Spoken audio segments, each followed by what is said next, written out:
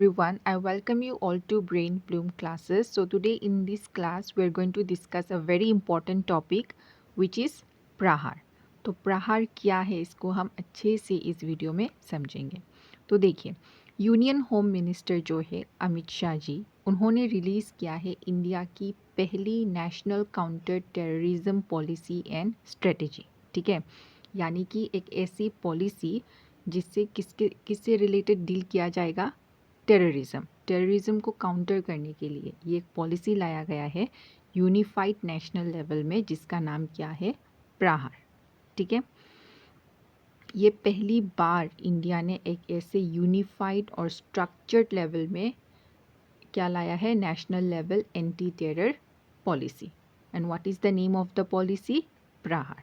Clear? Okay, तो ये तो मैंने बता दिया कि इंडिया की official national counter terrorism policy है क्या, प्रहार. राइट नाउ देखिए आगे क्या होता था कि हर एक स्टेट्स जो है इंडिया पे, उनका खुद का अप्रोचेस होता था to deal with terrorism. Right, अभी प्रहार आने के बाद क्या हो जाएगा, ओवरऑल यूनिफाइड नेशनल लेवल में एक ही पॉलिसी होगा, कोऑर्डिनेटेड लेवल में, ताकि डील किया जाए विद द टेररिज्म. क्लियर? इससे क्या होगा, बेटर कोऑर्डिनेशन भी होगा between the centre and the state government. Clear?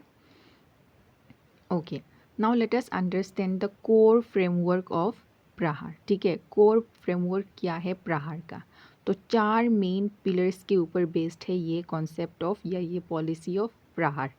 पहला क्या है, प्रिवेंशन. दूसरा है डिटेरेंस. तीसरा है डिटेक्शन.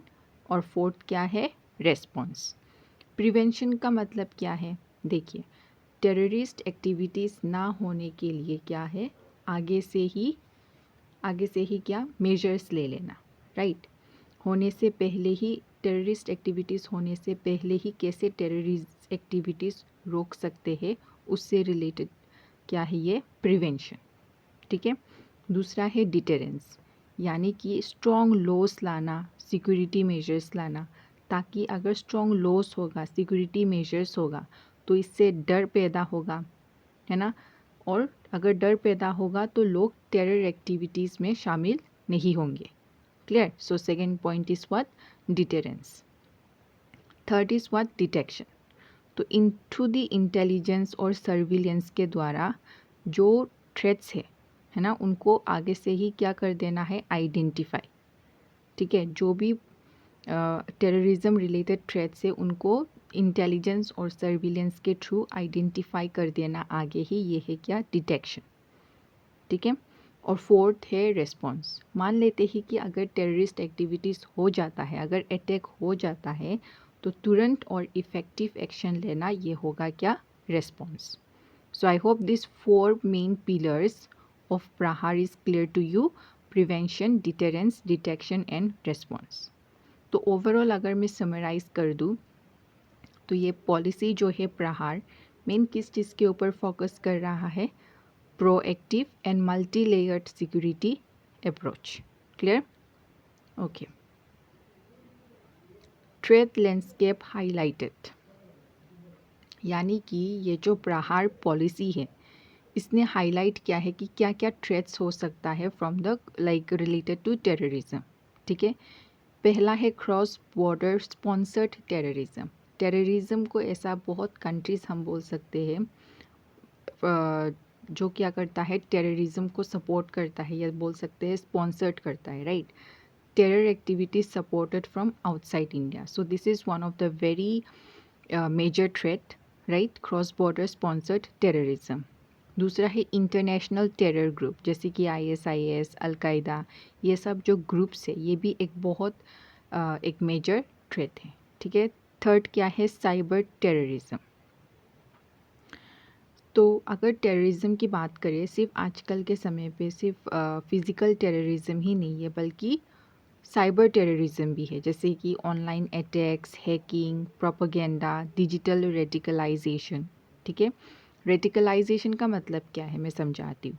रेडिकलाइजेशन मीन्स जब कोई भी एक नॉर्मल व्यक्ति है, ठीक है, उसको इतना इन्फ्लुएंस कर देना ताकि वो एक्सट्रीम लेवल में जाके वायलेंस यूज़ करने लग जाए. ठीक है, मतलब हिंसा हिंसा को जस्टिफाई करने लग जाए तो उसको हम बोलते हैं रेडिकलाइजेशन। ठीक है, और एक थ्रेड क्या हो सकता है, रेडिकलाइजेशन नेटवर्क्स, है ना। इन नेटवर्क्स के द्वारा क्या होगा, लोगों को इन्फ्लुएंस करना और रिक्रूट करना individuals into the extremist ideologies. ठीक है, तो ओवरऑल हम लोग इन थ्रेड्स को समराइज करके बोल सकते हैं कि आज की समय पे terrorism is not only just physical but it is also digital and ideological. Clear? Okay. और ये जो पॉलिसी है प्रहार, इसने बहुत एक इम्पॉर्टेंट क्लैरिफिकेशन भी दिया। व्हाट इज़ दिस क्लैरिफिकेशन की जो ये पॉलिसी है प्रहार, इसने क्लियरली बोल दिया, मतलब बोला कि जो टेररिज्म है it is not linked to any religion, any ethnicity, nationality और सिविलाइजेशन। ठीक है, ये जो पॉलिसी लाया गया है, ये ये एक्सप्लिसिटली मेंशन किया है कि जो टेररिज्म है it is not link to any religion, कोई भी एथनिसिटी या कोई भी नेशनलिटी से रिलेटेड नहीं है। ठीक है, okay. Now there are 7 pillars of Prahar which are very important. Okay, what are those 7 pillars? Prevention, swift, enhancing, upholding, countering, aligning, recovery. ठीक है, ये 7 पिलर्स है प्रहार का। ठीक है, प्रिवेंट करना है ना, कोऑर्डिनेटेड रिस्पॉन्स, मतलब हर एक स्टेट्स का अगर एक यूनिफाइड पॉलिसी होगा to deal with terrorism, then what it will be helpful, right, helpful. और ये समहाउ इट विल बी क्या होगा, कैसे बोलूँ, somehow it will be helpful to deal with this major problem of terrorism. ठीक है, और थर्ड क्या है, इन्हेंसिंग इंटरनल कैपेसिटीज़। इंटरनल जो भी कैपेसिटीज़ है उनको इन्हेंस करके हम डील कर सकते हैं with the problem of terrorism. और फोर्थ है upholding human rights and rule of law based processes. ठीक है, और फिफ्थ है countering radicalisation which I have just explain now, right, what is the meaning of radicalisation. And sixth is aligning and shaping global counter terrorism efforts. Global level में जो भी steps and measures लिया जा रहा है to deal with terrorism, उनके साथ align करके इस प्रॉब्लम ऑफ टेररिज्म के साथ क्या करना है, डील। और and the seven and the last is what, recovery and resilience to a whole society approach. अगर सब लोग मिलके इस प्रॉब्लम के साथ डील करेंगे तो डेफिनेटली इस प्रॉब्लम से क्या होगा, एक रिकवरी मिल सकता है, right. So these are the 7 pillars of Prahaar. With this we have ended today's video. I really hope you understood well, and please do write in the comment section how was today's class, and please subscribe to my channel. With this I'm ending today's class. Thank you so much.